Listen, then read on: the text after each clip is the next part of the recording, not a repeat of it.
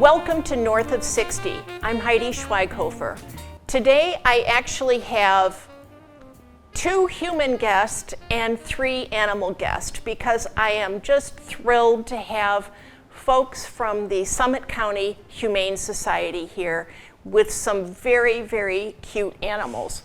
So guest number 1 is Diane Johnson Owens. Diane is the president and CEO of the Humane Society here in Summit County.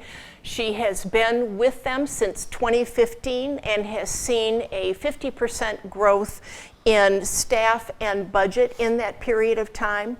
Diane has an interesting background of being a nurse, owned a home health care agency, and is an attorney.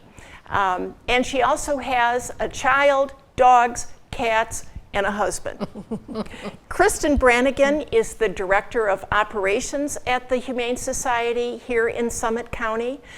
She has been with the Humane Society since 21 in various capacities. She's a Kent State grad and a certified professional dog trainer and animal behaviorist.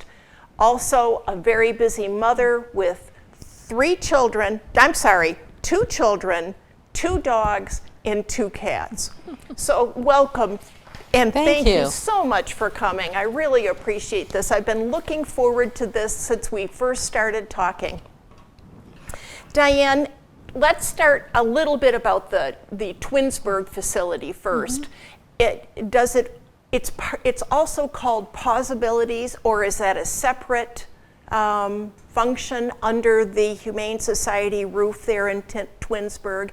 And do you only have dogs and cats? Well, Possibilities was our name, and we changed that about 4 or 5 years ago. Oh.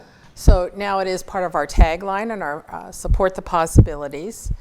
But our name is Humane Society of Summit County. That's our legal name. And we use possibilities in a lot of different ways because we think that's so appropriate. We don't have just dogs and cats. We have dogs and cats. We get guinea pigs. We get rabbits. We get ferrets. No kidding. We can get domesticated mice, domesticated rats. Yeah, we get all kinds of animals. Right now we have rabbits, guinea pigs, dogs, and cats.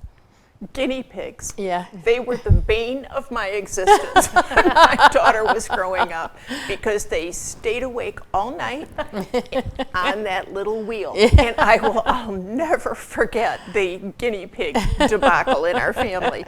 So you put all of these different animals in different areas of the building? Yes. Yes. We have Kitty City for the kitties and the cats. We have the dog kennel in the major part of the facility, and then we have a wonderful critter area where we showcase our critters. Do you get adoptions, people who come in and say, hey, I want a guinea pig? Oh yeah. Seriously? Yeah. Quite a few. Rescue guinea pig. Oh my God in heaven, I never had that. I never knew that. I've been reading, and either of you can talk, I have been reading in the news about people, an increase in pets surrendering during COVID, especially in the last year. Have you seen that happen with your animal population in Twinsburg? Either one? Yeah, we haven't seen an increase in owner surrenders, really. You haven't? No, we've seen. That's good. In fact, it seems like people are home and able to take care of their animals maybe a little easier. So we haven't seen that increase. Oh, I'm glad to hear that. Yeah. What type of animals do you get? And I know there's a lot of Ys, but talk a little bit about the Ys. Yeah, Kristen's. Yeah, we take in several animals. Our main mission in Summit County is to rescue the abused and neglected through our humane agents and the injured and ill strays of Summit. So most of our population come in with some sort of background that unfortunately have that tale to tell. We also do help owner surrenders when our capacity allows us in different avenues, but our main focus is the sick or injured, abused, neglected. So sadly, the worst of the worst throughout Summit. Is it this is not in the script, is it ever a very sad job? Absolutely. I think the good always outweighs the bad, but the bad is definitely, and the sad is definitely present. But when you work in animal rescue, you kind of train yourself to realize that they're now in a safe place. So when animals come in, we celebrate that, and we realize that the animals in our care, we don't look at them as homeless animals. We look at them as rescue saved animals, just waiting for their family. So who we kind of save our sadness for is the ones who haven't found us yet. So we try to train our mind to realize that all these guys are rescued, and this is the best day of their life, and the next day is even going to be better. Excellent viewpoint. For a lot of our animals, when they come into our shelter, it may be the first time they've ever had consistent sheltering, consistent food source, veterinary care. So yeah, we're doing a lot for these animals. And do we see sad cases? Absolutely. But like Kristen said, when they go home with their new family, it's a wonderful feeling. I imagine that it is. So agencies are bringing the animals to you, the animal control people in Summit County and rescue groups? Is that where you're getting most of your sources from? Or finding dogs and cats on the street? We have 3 different sources that we get animals from. We have 2 Humane officers that cover all of Summit County, and they go out and do investigations on reports of cruelty and neglect and abandonment. So they're out there, and if they find an animal that's being abused or neglected, they will bring that animal in, and then they will prosecute. The other way we get animals is Good Samaritans, and that's where you're driving down the road and you see an animal who's hurt or injured. People will bring those animals in. Then we do get animals from owner surrenders where people just can't take care of their animals any longer. So those are the 3 main sources, but we do also get animals from animal control. If animal control's out, and what animal control does is they take the healthy strays. If it's a sick or injured stray, then they come to the Humane Society. Okay, all right. If I want to adopt this little darling kitty, or if Mitzi was not, and I know Mitzi is not up for adoption. No. Mitzi is your baby. But if I wanted to adopt, kind of walk me through what I would first do. Do I come in, and then what, do I ask for a tour and I say, I'm looking at adopting a dog? Yeah, due to COVID, things are a little different for us right now. And so we'll probably pick up some of these practices and continue on with them when things become a little bit more normalized, because they've actually worked really well for us. So typically we would have you come in, tour, and meet with an adoption counselor and kind of discuss animals as we see them. Right now, to have everybody safe and sound, we do a lot of virtual stuff. So you go to our website, you check out all the animals are on there right now with a pretty decent description of where they've came from, who they are, what type of family would be appropriate. And then you call our adoption counselors who even know more than what's online, and they kind of describe the animal in more detail, and you guys talk as a team of, is this animal who you're looking for? What, if this isn't the right animal, do we have one in our care that we can kind of guide you to? Or we have a canine request list or feline request list to make sure we continue that search for you if we don't have anybody under our roof today.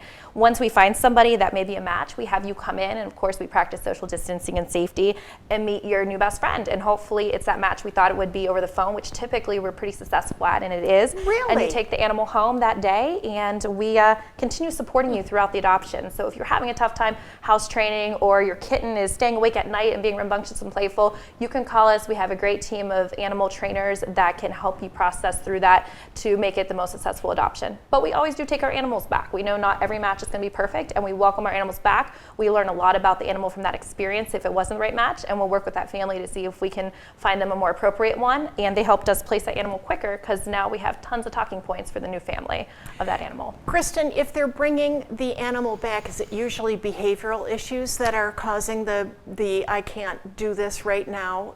Not always. Sometimes it's allergies. It just might be something that people may not know was in their life, and so we take it back. Sometimes it is the animal's more rambunctious than we thought, or maybe the resident dog or cat wasn't fitted for that particular personality in the home. That tends to be more of it, where if they would adopt a feline friend, maybe the two felines weren't getting along after some intervention with our help, or the two dogs just weren't a good match, and we saw that potentially at the shelter they were, and it wasn't. So if we can resolve it, we can. Our returns are very low.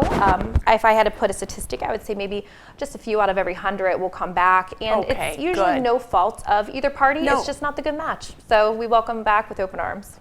What's the timeline for adoption? Now all right, so I contact you and I've gotten on your website. I recognize this is the doggy I think I'd like to go after. I call you and now I'm going to talk with the adoption counselor and learn more about the dog. Come in and visit with the dog. How long does that process generally take? I know not specifically. A lot of them same day. So if you call Really? early enough, we try to accommodate everybody to have that turnaround as quickly as possible for both parties. And so if you call us at 10 and we can get you in at 4, come on in. Most animals are ready to go home that day. And some animals may need another meet and greet just to feel more comfortable, or maybe we want to do another dog intro because you're like, let's see the two dogs play again. We'll accommodate that as well. But most of the time, it's within 24, 48 hours we can get that animal into your home. If they have another animal in the home, do you encourage them to bring that animal for that face-to-face meeting with the new adoptee?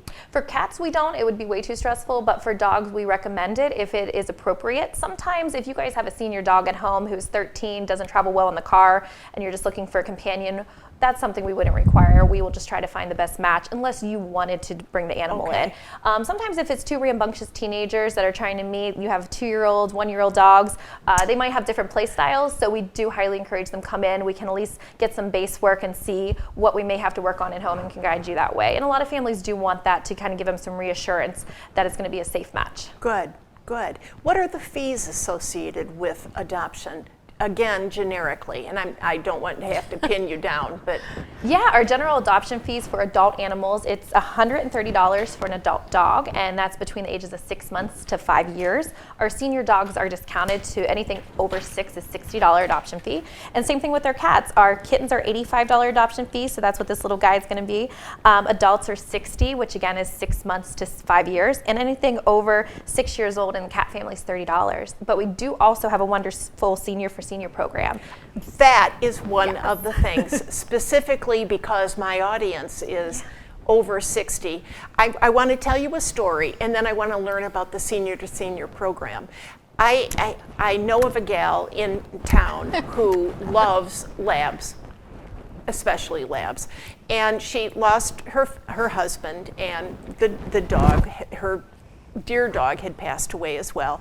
But she wanted to look at having a dog come into her home. She even built a fence around the backyard so the dog would have a beautiful, large enclosure. And she is in her mid-80s, and she said she called, quote, and I don't know who she called, but called a couple of places, and they told her she was too old. Now, Wasn't us. I read, no, I don't think it was, because when I read your newsletter the other day about the senior to senior program, talk about that. Let's talk about it. What is it? Yeah, anybody over the age of 60, we have special adoption fees for. So if the animal's over the age of 3, dog or cat, the adoption fee is reduced to $15. And we're with people, please. We don't question what you're capable or not capable of. We'll educate you on the pet or any questions you may have. But if you're looking for a certain style of animal, you know what you want in your life and what's going to work out, and we will accommodate that. We are blind to age or anything else like that. Sure. That doesn't mean that you won't be a good pet parent. Absolutely. So all we want is for you to be a good pet parent and take this animal into your home and give it the love and care that it needs. How, up to what age do you not adopt out an animal? I mean, do you adopt them out if they're 12 or 13 or 14 years old? If they're adoptable, we adopt them out. So you then clear them health-wise as much as you can, so that the senior is not going to have to immediately secure, all these vet fees because the dog or the cat is. Every dog or cat or any animal that leaves our facility has been completely vetted, and like we say, they come with some kind of a need. So they have met that need. They've gone through rehabilitation and they're vetted. Now, that doesn't mean some animals don't leave with ongoing conditions, and they Sure. do. And we make sure that people understand that. But they're given their rabies shots, they're given all their vaccinations, they're up to date on everything. And they're spayed and neutered, they're microchipped. So when they walk good. out the door, they are up to date on everything and ready to go. Good. Do you try to do a type match?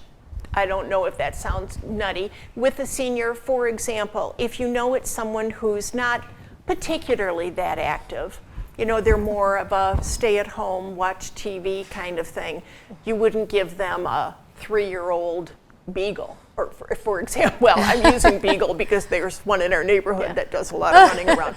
But, you know, do you do sort of a match, or Oh, do you yeah. do it specifically on, oh, I like that dog?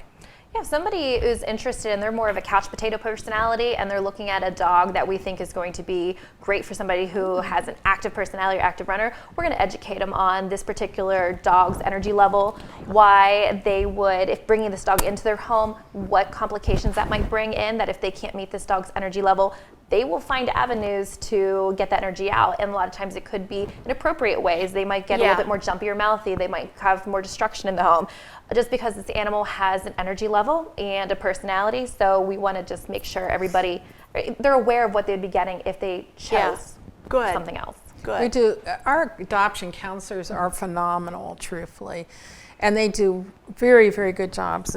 If you have children, what's your activity level like, what's your age like, what are you looking for, to make that good match, because good. that's critical. It really is. Yeah, it would be. It would be. Well, I'm going to tell this gal to check you guys Yeah, out. please Honestly, do. I thought it was kind of sad that she felt like she had no place to go with wanting a dog and not being able to get one. I had heard that story from someone in Florida, and she came up to me. I was at a church, and she came up to me and said, "Would you adopt me? I'm 80, whatever." And I said, "Well, yeah, why not?" And she goes, "Well, I've been turned down." And that was the first time I had heard that, and I told Kristen about it. And for us, that's very foreign. That's good. Good. I'm glad to hear that. Yeah. As I can imagine a lot of seniors in their 80s and late 80s wanting an older dog that's been house trained and has been around people before and would be just the perfect companion at that point. Well, we truly believe that animals complete people's lives. I completely agree with you. And I think for a lot of folks Right. who are on their own, Right. they need that companion in their lives. Agree. So. I think they also keep you younger because you are forced to get out of the house and go for a walk and, you know, tend to somebody else's needs besides your own. I couldn't agree with you more. I can't imagine a life without animals. We in can't it. either. I'm sure. I'm sure not. I want to ask you some very specific things before we end up with me talking too much.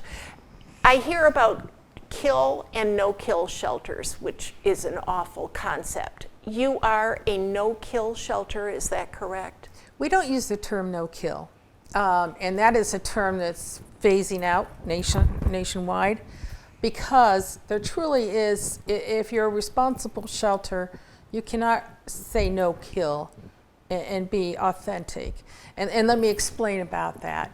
If we have an animal that comes in that is suffering and is not able to be helped, we will euthanize that animal. That's to end the suffering. To end the suffering. And if that, I can't say we're no kill, because we will do euthanasia for suffering or a terminal illness. If an animal is found to be aggressive to people or other animals, we will also euthanize, because we feel we have a duty to society not to put that animal back into society. Excellent. So I would never say that we're a no-kill shelter, because no-kill means you would never euthanize, in my mind, and that's misleading as far as I'm concerned. We are a no-time shelter. That's what I think. Maybe that when I've heard no-kill, I've heard it's more associated with if the dogs or cats aren't gone in X number of months or whatever. Then we will never euthanize. While we don't like it, we have had animals there for more than a year, but we do everything we can to move that animal out. But sometimes they're physically not able to be adopted any sooner. So we keep an animal that's adoptable until that animal is adopted. We will not ever euthanize for space or time. And then I would imagine sometimes it's a little sad to say goodbye to your Oh, animal that's absolutely. been there a year. Because he's Absolutely. probably your, a dear to all of you. They become a staff and volunteer Sure. favorite. Sure. Let's talk about one of the things that has been discussed so much in the news and everywhere is and I'm using the word pit bulls. I know it's not a pit bull, that there's another proper name for it. That breed of dog, Staffordshire, is that right? Yeah, and pit bull kind of encompasses a whole different, those kind of meaty faced dogs. So it can be a Staffordshire Terrier, Staffordshire Bull Terrier. So it's kind of a generic term in a lot of ways just to encompass a large population of different style dogs. Now, everything I've ever read is bad, and you know that. I'm sure you've read the news. They killed their owner, or they ate the face off a 2-year-old, or that you cannot ever have them as pets because they've got that aggressive streak inside them. Tell me the facts about pit bulls as you have seen them and experienced them at the Humane Society. Yeah, pit bulls, we get a lot of those style dogs in due to our mission. We take in the abuse and neglect cases, and unfortunately they are a victim to that a lot of times. I'm not quite sure why it is. You don't typically see Mitzies or so chained outside. You see larger breeds. Yes. Unfortunately, the word pit bull has kind of described anything brindle, anything box-faced, anything with muscles. So, and that a lot of times breeds are forgotten that could be characteristics of a boxer, English Lab, or Mastiff. So pit bull gets used a lot more often than what it probably even needs to be used to describe a dog, just because if it's muscular, it tends to get that term just thrown right at it, or if it has a certain type style of marking. So a lot of our dogs that come through, we aren't afraid of the word. So if we think somebody out in the public may call the dog a pit bull, we'll throw a pit bull mix on there just so that way we can educate the person up front. If they're uncomfortable with that word, we can talk about it. And if they're uncomfortable, we'll never push an animal like that into someone's home. But we get so many dogs in that have that resemblance and that breed in them, and they're remarkable dogs. And a lot of times people say, well, it's all about how they're raised, and I definitely believe that is true to a degree as well. But we get so many dogs in from such bad owners who haven't treated them right, and these dogs are amazing dogs despite how they were raised. They're just good genetic dogs sometimes. And we get all walks of life. So we get some, like Diane was saying, some dogs that aren't safe that are that breed, some dogs that aren't safe that are resembling shepherd breeds that aren't safe. So if we find that true, we will make the humane steps needed. But every animal is behaviorally assessed. We put them through a lot of different scenarios, meet them with a lot of new people, and make sure it is the right match. And they're like any other dog out there. Really? So you don't think this dog has to have a particular kind of owner, or because they could be aggressive? It's just aggression can be in any dog. In Mitzi. I doubt it though. Yeah. No, but aggression can be found in any dog, and to label it to a breed is really unfair to that breed.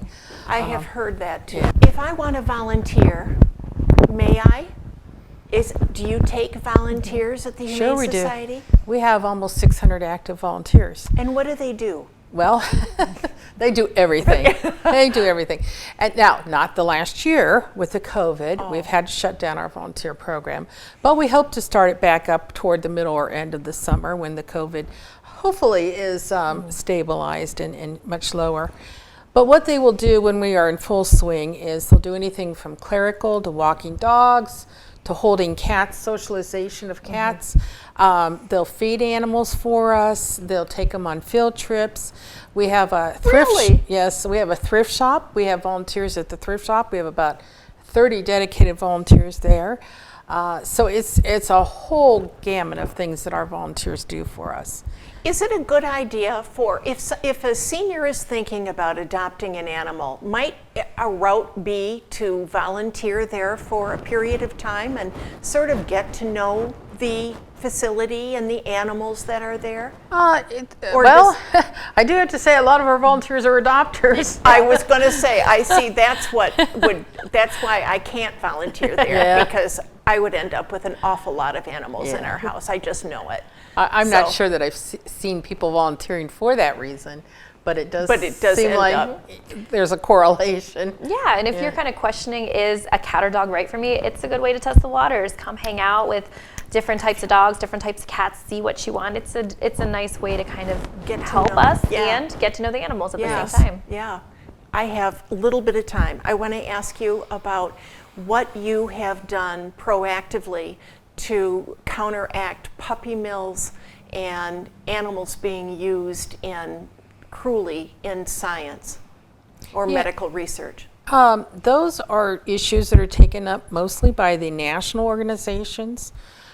We're not part of those national organizations, but we do support where we can. So that may be in the form of petitions or making phone calls. We certainly do not condone puppy mills, and we certainly don't condone animals being used, in labs. So you're not part of the National Humane Society? Oh. No, we are independent. So we get no money from any national organization. We are our own entity. Is that the case with every humane society? Yes. And they're like a franchise. No, almost. there's no franchise. There's no franchise. They There's- are completely independently owned and run and relied. I bet you rely very heavily on donations. Very, Very. very heavily. 95% of our budget annually is fundraised. Yes. I had absolutely no I- idea. and that's a common thing, but people don't realize we do not get money from national organizations. We are on our own. Humane societies are a function of the legislation, so there is legislation in the Ohio law that permits humane societies to be formed, but we all are individuals. Well, So- I've learned a lot. I've learned a lot. All right, we have 2 minutes. I want, or less actually, I want to hear both of you tell our audience why they should adopt rather than, not instead of, but rather than go to a breeder for their perfect doggy. Why, or cat. Why adopt? I think one of the biggest misconceptions is shelter animals are broken animals. And they may have a backstory, but it just makes them stronger of who they are. So if you're looking for a particular type of animal, whether it be breed or personality, we will help guide you and be a support system for that. And for every animal that is adopted through another source, it does take a place of an adopted animal home. So we just ask everybody to just be responsible, know where you're buying or adopting your animals from, be educated, and if you choose adoption through us, you can rest assured that once that animal goes home, the cage is going to be occupied by another animal that needed it. So they're almost rescuing 2 animals in a sense. Right. That's a neat way to look at it. You What know, about Mitzi, you, Diane? yeah, Mitzi came from the Humane Society. And as you can see, these beautiful little kittens are part of the Humane Society. So we have a variety of animals. At any given time, the variety changes. But, I have another dog at home that was from the Humane Society, and Kristen has too. They're wonderful animals. They really are. And, you feel good when you walk away and you know that this animal had no choice. This animal had no voice. It came to the Humane Society because it needed help. And now you're finishing that animal's story by bringing it home and giving it the love and support that it needs. I had a vet who I loved who said, it's going to make me tear up. She said, we are their voice. Mm-hmm. And And we that's are. how we feel, yeah. So every animal that walks in our doors or is carried in our doors is there for a reason. They're abandoned. They've got an illness. They've been a victim of cruelty and neglect, and we fix them and we find them homes And find them homes. Yep. Thank you so much for being Thank you for here. having us today. Thank you, Mitzi, you were wonderful. Shamrock and Leprechaun, you were wonderful.